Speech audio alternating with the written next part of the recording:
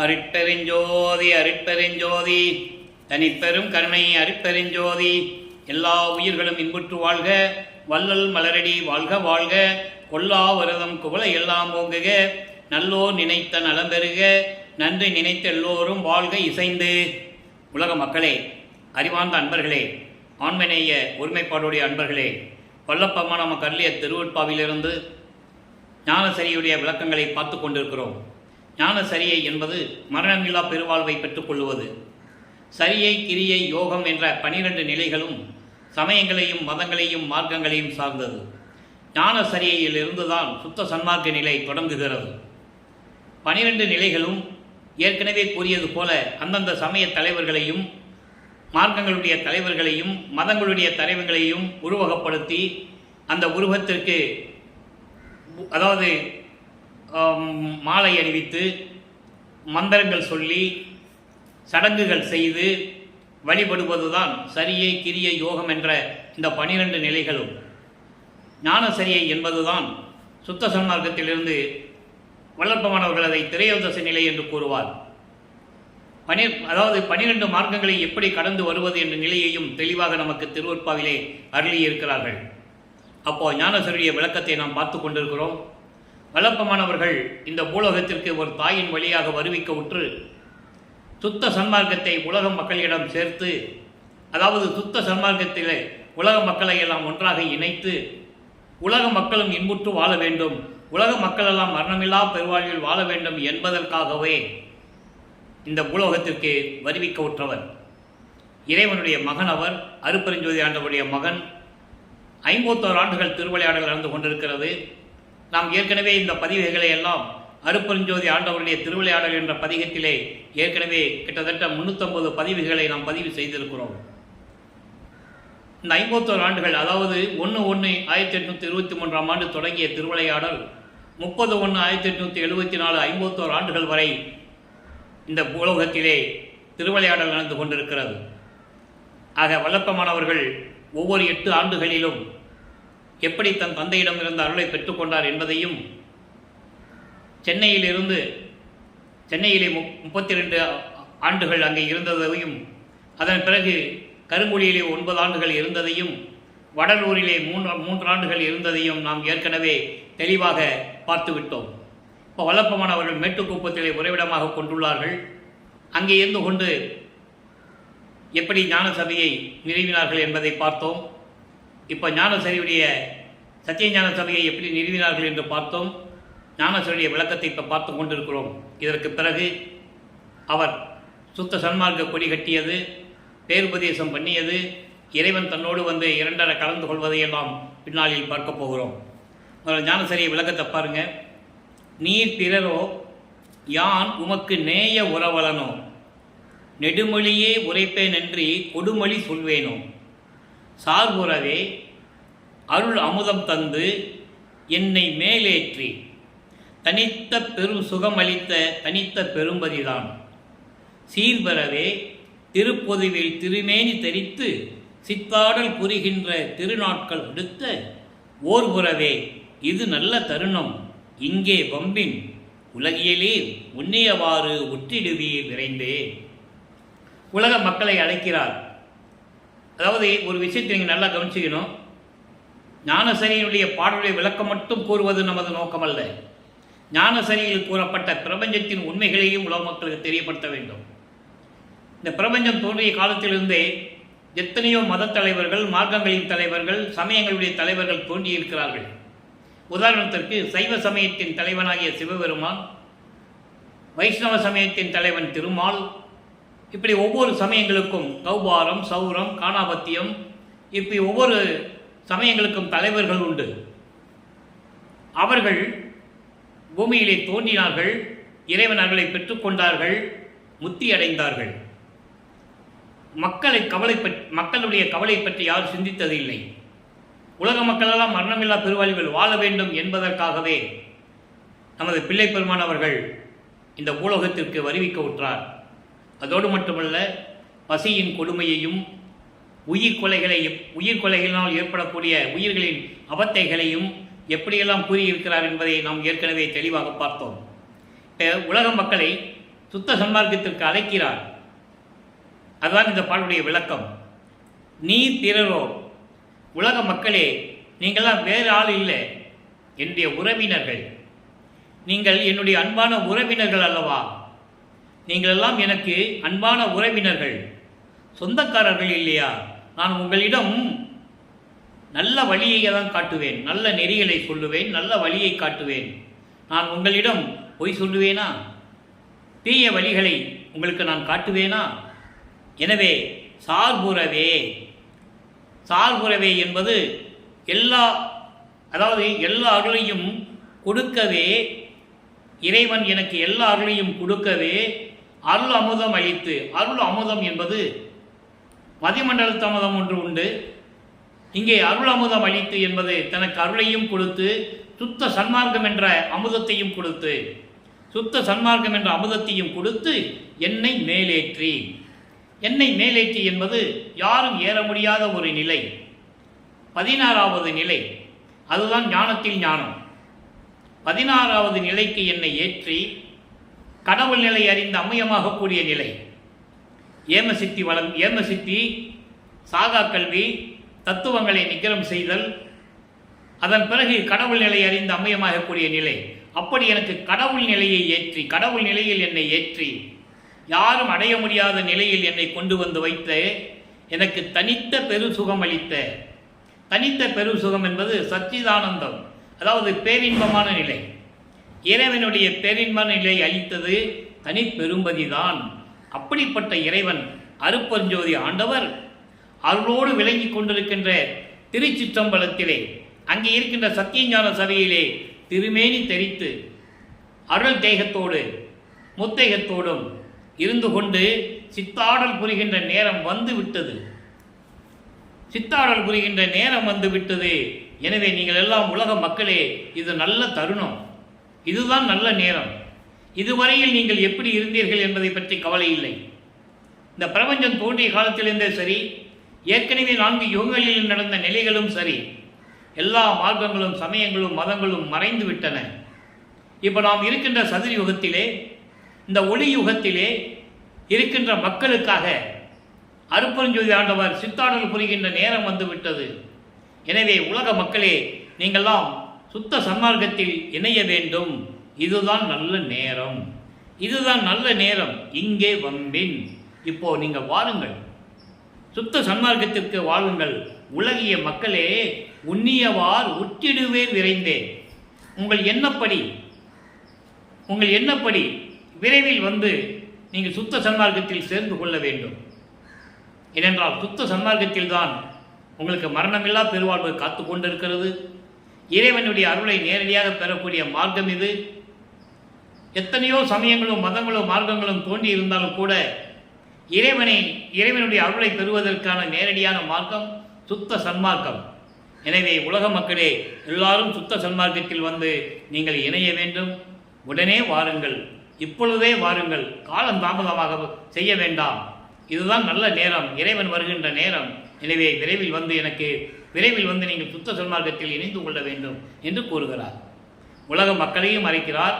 அதே நேரத்தில் எனது தந்தை அருட்பெருஞ்சோதி ஆண்டவர் இந்த பூலோகத்திற்கு ஒரு தாயின் வழியாக வருவிக்க செய்து, என்னை சமயங்களிலும் மதங்களிலும் மார்க்கங்களில் சொல்லப்பட்ட நெறிமுறைகளை பின்பற்ற செய்து, இனிமேல் அதெல்லாம் தேவையில்லை மகனே என்று உலக மக்களுக்கு தெரிவிக்க வேண்டும் என்று கூற, நானும் உலக மக்களுக்கு தெரிவித்துக் கொண்டிருக்கிறேன். எனவே எல்லாரும் சுத்த சன்மார்க்கத்தில் இணைந்து இறைவனுடைய அருளை பெற்றுக்கொண்டு நீங்களாம் இன்புற்று வாழ வேண்டும் என்று இந்த பாடலிலே நமக்கு அருளியிருக்கிறார்கள். அதன் பிறகு சுத்த சிவநிலை என்ற ஒரு பதிகத்திலே இந்த பாடலுக்கு ஏற்றபடி சில கருத்துக்களை நான் கூற கடமைப்பட்டிருக்கிறேன். 106வது பதிகம் சுத்த சிவநிலை, பாடல் 14. சுத்த சன்மார்க்கத்தை பெற்றுக்கொண்டால் எப்படிப்பட்ட ஒரு நிலையெல்லாம் கிடைக்கும், அதை உதாரணமாக தன்னுடைய நிகழ்ச்சியை, தன்னுடைய நிகழ்வுகளை அங்கே கூறுகிறார், தன்னுடைய அனுபவங்களை கூறுகிறார். தூக்கம் கெடுத்தான், சுகம் கொடுத்தான், என் உள்ளத்தே ஏக்கம் தவிர்த்தான், இருள் அறுத்தான், அக்கமிக தந்தான், என்னை ஈன்ற தந்தையே என்று அழைக்க வந்தான், என் அப்பன் மகிழ்ந்து. நான் சமயங்களையும் மதங்களையும் மார்க்கங்களையும் பின்பற்றி கொண்டிருந்த போது எனக்கு இந்த நிலை எனக்கு தெரியாது. அதை விட்டு சுத்த சன்மார்க்கத்துக்கு நான் வந்த பிறகு எனது தந்தை தூக்கம் கெடுத்தான். தூக்கம் கெடுத்தான் என்பது அதாவது விழிப்பு நிலையில் இருக்க வைப்பது. தனது மகனை விழிப்பு நிலையில் இருக்க வைக்கிறார். அறிதுயில் நிலை என்று கூறுவார். அப்போ விழிப்பு நிலையில் இருக்க வைத்து சுகம் கொடுத்தான், பேரின்பத்தை கொடுத்தான். என் உள்ளத்தை ஏக்கம் தவிர்த்தான். என் உள்ளத்தில் இருக்கின்ற ஏக்கங்களை எல்லாம் தவிர்த்தான். சமயங்களையும் மதங்களையும் மார்க்கங்களையும் பின்பற்றி கொண்டிருக்கும் போது என்னாகுமோ ஏதாகுமோ என்று நினைத்து கொண்டு நான் ஏக்கத்தோடு இருந்து கொண்டிருந்தேன். சுத்த சன்மார்க்கத்தை கொடுத்து எனது தந்தை என்னுடைய ஏக்கத்தை தவிர்த்தான். அந்த ஏக்கங்களை எல்லாம் தவிர்த்தான். இருள் அறுத்தான். இருள் என்பது அறியாமை. அறியாமையை நீக்கினான். ஏன் இதை கூறுகிறார் என்றால், அவர் ஏற்கனவே இறைவனாகவே வருவிக்க உற்றவர். அவருக்கு ஏது அறியாமை?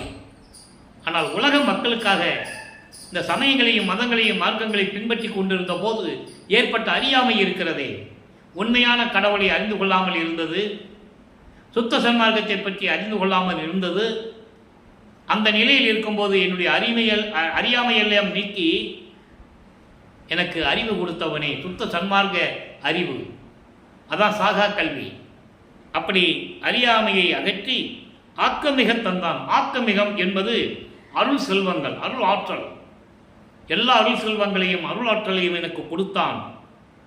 எப்படி கிடைத்தது? சுத்த சன்மார்க்கத்தை இருந்ததனால், பெற்றதனால், தந்தையிடமிருந்து சுத்த சன்மார்க்கத்தை பெற்றதனால் இதெல்லாம் எனக்கு கிடைத்தது என்று கூறுகிறார். ஏன் கூறுகிறார்? மக்களும் சுத்த சன்மார்க்கத்தில் இணைய வேண்டும். சுத்த சன்மார்க்கத்தில் இணைந்த பிறகு இந்த நிலையை மக்களும் பெற வேண்டும். நான் பெற்ற இன்பம் வையகம் பெற வேண்டும் என்று கூறுவார். ஆக உலக மக்கள் சுத்த சன்மார்க்கத்தில் இணைந்து இந்த நிலைகளை எல்லாம் உலக மக்களும் அனுபவிக்க வேண்டும். பிறந்து பிறந்து செத்து பிறந்து இந்த நிலைகள் எல்லாம் நீங்கி வர வேண்டும். அதான் வல்லப்பமான் தெளிவாக கூறுவார். பிறப்பு இறப்பு, அதாவது பிறவி துன்பத்தை, அந்த அவத்தையை நீக்க வேண்டும் என்றால் கண்டிப்பாக சுத்த சன்மார்க்கத்தில் இருக்க வேண்டும் என்று கூறுவார். சுத்த சன்மார்க்கத்தில் தான் எல்லா நிலைகளும் கிடைக்கும். அந்த நிலைகளில் நான் எப்படி அந்த அவத்தைகளை விட்டு வெளியே வந்தேன் என்றெல்லாம் பாடல்களிலே கூறியிருப்பார். ஒன்று மட்டும் நான் இங்கே குறிப்பிட கடமைப்பட்டிருக்கிறேன். வல்லப்பமானவர்கள் திருவருட்பாவை அருளியது நமக்காக, உலக மக்களுக்காக. அதற்கு அவரை எடுத்துக்கொள்ளுகிறார்.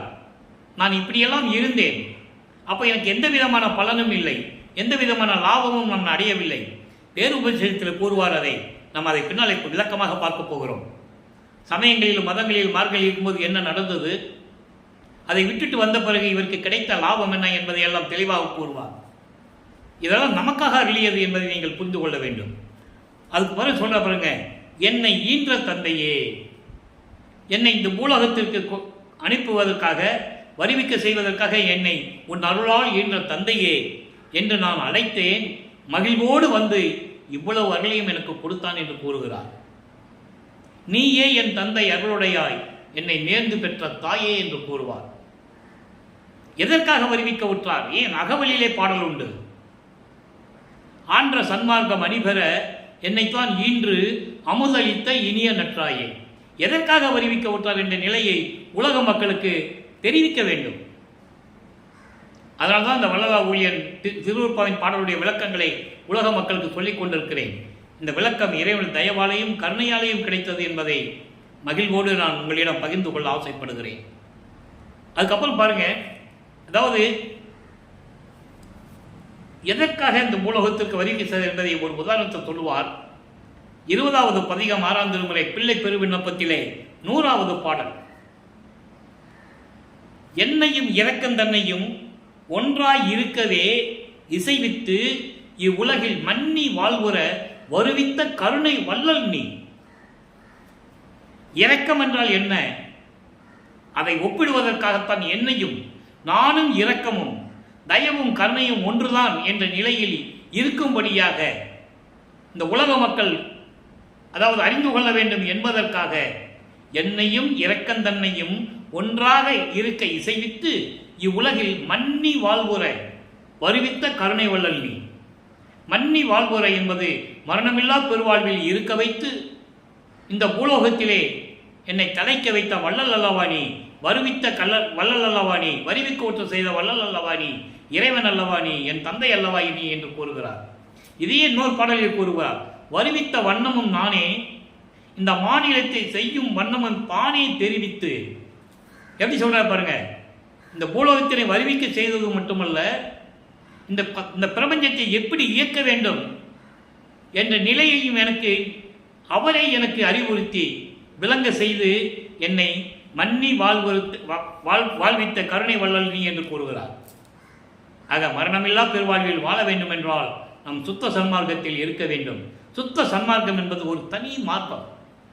எந்த சமயத்தையும் மதத்தையும் மார்க்கங்களையும் சாராத ஒரு மார்க்கம். உதாரணத்துக்காக இந்த பிரபஞ்சம் தோன்றிய காலத்திலிருந்தே 4 யுகங்களிலுமே கிரேத யுகம், திரேத யுகம், துவாபர யுகம், கலியுகம். கிரேத யுகத்திலே கலங்க மார்க்கம், திரேத யுகத்திலே திராவக மார்க்கம், துவார யுகத்திலே அதாவது நவநீத மார்க்கம், கலியுகத்திலே பஸ்ம மார்க்கம். இந்த மார்க்கங்கள் அப்படி இருக்குதா? இல்லை. ஏன்னா ஒவ்வொரு யுகங்களுக்கும் ஆயுள் காலம் உண்டு. கிரேத யுகத்திற்கு 17,28,000 வருடங்கள், திரேத யுகத்திற்கு 12,96,000 வருடங்கள், துவாபர யுகத்திற்கு 8,64,000 வருடங்கள், கலியுகத்திற்கு 5,000 வருடங்கள் தான் என்பதை வல்லப்பமானவர்கள் தெளிவாக அருளியிருக்கிறார்கள். அப்போ அந்த ஆயுசு முடிஞ்ச உடனே அதில் தோன்றிய மதங்களும் சமயங்களும் மார்க்கங்களும் அழிந்துவிடும். உலக மக்களுக்கு யாரும் விளக்கம் கொடுக்காதனால் இன்னும் நம்பிக்கொண்டிருக்கிறார்கள். அதன் பிறகு தாச மார்க்கம், சர்புத்திர மார்க்கம், சக மார்க்கம், சமய சன்மார்க்கம், இப்படி மார்க்கங்களும் தோன்றின. இந்த மார்க்கங்கள் எல்லாம் இறைவனை நேரடியாக அடையக்கூடிய மார்க்கங்கள் அல்ல என்பதை வல்லப்பமானவர்கள் தெளிவாக அருளியிருக்கிறார்கள். அதனால்தான் சுத்த சன்மார்க்கத்தை அருட்பெருஞ்சோதி ஆண்டவர் நிறுவி அதை தன் மகன் கையில் கொடுத்து உலக மக்களை எல்லாம் சுத்த சன்மார்க்கத்தில் சேர்த்து உலக மக்கள் எல்லாம் இன்புற்று வாழ வேண்டும் என்பதற்காகவே என்னை இந்த பூலோகத்திற்கு வருவிக்க செய்தார் என்று கூறுகிறார். அதுபோல சொல்ற பாருங்க, நினக்கு இது விடயம் பண்ணல் என் அடியேன் ஆயினும் பிள்ளை பாங்கினால் உரைக்கின்றேன். அவர் யாருடைய பிள்ளை? அருட்பெருஞ்சோதி ஆண்டவருடைய மகன். அதை நீங்கள் நல்லா புரிஞ்சுக்கணும். திருவிளையாடல் அதங்க சொல்றாரு, இது உன்னுடைய திருவிளையாடல்கள் தான் எனக்கு தெரியும். நீ என்னை விரும்பி நீ திருவிளையாடல்கள் எல்லாம் செய்து எல்லாமே திருவிளையாடல் செய்துதான் பூலோகத்திற்கு கொண்டு வந்தாய், எனக்கு தெரியும். ஆயினும் நான் உனக்கு அடியேன் ஆயினும் பிள்ளை பாங்கினால் என்னை ஈன்ற தந்தை அல்லவா நீ, உனது மகன் என்ற நிலையில் நான் உரைக்கின்றேன் என்று கூறுகிறார். எனவே அன்பர்களே, இன்றைய ஞானசரிய பாடலுடைய விளக்கம் இதுதான், சுருக்கம் இதுதான். உலக மக்களை பார்த்து கூறுகிறார். உலக மக்களை நீங்கள் வேறு யாரும் இல்லை, நீங்களாம் என்னுடைய அன்புக்கு சொந்தக்காரர்கள் அல்லவா. உங்களிடம் போய் நான் தேவையில்லாததாக சொல்லுவேனா? தீய வரிகளை நான் காட்டுவேனா? நல்லது தானே சொல்லுவேன், நல்ல நெறிகளை தானே சொல்லுவேன். என்னை எல்லாம் அருட்பெருஞ்சாண்டவர் என் தந்தை இந்த பூலோகத்துக்கு வருகை செய்து சுத்த சன்மார்க்கத்தை கொடுத்து என்னை மேல்நிலைக்கு ஏற்றி, இதெல்லாம் நிறைய பாடல்கள் விளக்கம் உண்டு. நம்ம ஏற்கனவே நிறைய சொல்லிட்டோம். மேல்நிலைக்கு ஏற்றி என்னை எப்படியெல்லாம் அருளை கொடுத்தார் என்பது உங்களுக்கு தெரியும். அப்படிப்பட்ட இறைவன் சித்தாடல் புரிகின்ற திருநாட்கள் வந்துவிட்டது. சுத்த சன்மார்க்க காலம் தொடங்கிவிட்டது. இறைவன் வருகின்ற நேரம் வந்துவிட்டது. இதுதான் நல்ல நேரம், இதுதான் நல்ல சமயம். விரைவில் வந்து நீங்கள் சுத்த சன்மார்க்கத்தில் சேர்ந்து கொள்ளுங்கள். நீங்கள் நினைத்தபடி வாழலாம். எண்ணிய நான் எண்ணியவாறு எனக்கு அருளும் தெய்வம் என்று கூறுவார். நீங்கள் எப்படி எப்படி நினைக்கிறீங்களோ, எப்படியெல்லாம் இந்த உலகத்தில் வாழ வேண்டும் என்று நினைக்கிறீர்களோ, சுத்த சன்மார்க்கத்தில் இருந்து கொண்டால் இறைவனிடம் நீங்கள் பெற்றுக்கொண்டு நீங்கள் இன்புற்று வாழலாம். விரைவில் வாருங்கள் என்று கூறுகிறார். எனவே அன்பர்களே, இன்றைய பாடலுடைய விளக்கம் உங்களுக்கு விளங்கி இருக்கும் என்று நான் கருதுகிறேன். எனவே உலக மக்களே எல்லாரும் சேர்ந்து சுத்த சன்மார்க்கத்தில் இணைந்து அருட்பெருஞ்சோதி ஆண்டவர் தான் இறைவன் ஜோதி வடிவில் இருக்கிறார்.